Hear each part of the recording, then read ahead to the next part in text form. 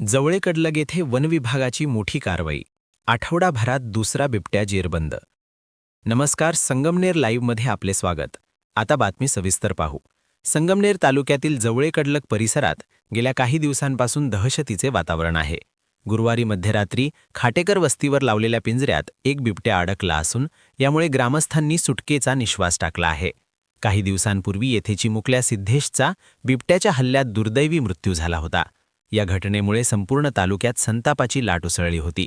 वनविभागाने या घटनेची गंभीर दखल घेत परिसरात बिबट्याला पकडण्यासाठी व्यापक मोहीम हाती घेतली. ठिकठिकाणी पिंजरे लावून आणि गस्त वाढवून बिबट्याचा माग काढला जात आहे.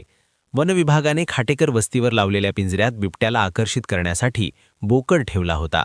गुरुवारी मध्यरात्रीच्या सुमारास शिकारीच्या शोधात असलेला बिबट्या पिंजऱ्याच्या दिशेने आला आणि सावज टिपण्याच्या प्रयत्नात पिंजऱ्यात जेरबंद झाला.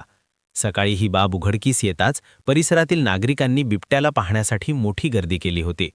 सिद्धेशच्या मृत्यूच्या घटनेनंतर वनविभागाने लावलेल्या सापळ्यात आतापर्यंत एकूण 2 बिबटे जेरबंद झाले आहेत. यामुळे नरभक्षक बिबट्याची दहशत कमी होण्यास मदत होणार आहे. मात्र परिसरात अजूनही इतर बिबट्यांचा वावर असू शकतो ही शक्यता गृहीत धरून वनविभागाने सतर्कतेचा इशारा दिला आहे. दरम्यान 2 बिबटे जेरबंद झाल्यामुळे जवळेकडलग आणि परिसरातील वाड्या वस्त्यांवरील नागरिकांना काहीसा दिलासा मिळाला आहे. तरीही रात्रीच्या वेळी एकटे बाहेर पडू नये आणि आपल्या पाळीव प्राण्यांची काळजी घ्यावी असे आवाहन वनविभागाच्या अधिकाऱ्यांनी केले आहे. धन्यवाद.